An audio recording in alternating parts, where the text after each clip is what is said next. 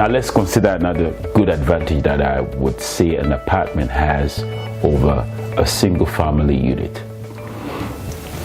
Economy of scale. Let's talk about economy of scale. One of the most compelling reasons to invest in an apartment is with a multi-family property, you're spreading out operational costs across multiple units. What about maintenance, landscaping, property management? These costs are quite costs that could really be consolidated. For example, if a roof repair costs $10,000, that expense gets divided across all the units in the apartment complex. But for a single family home, it's all on one property.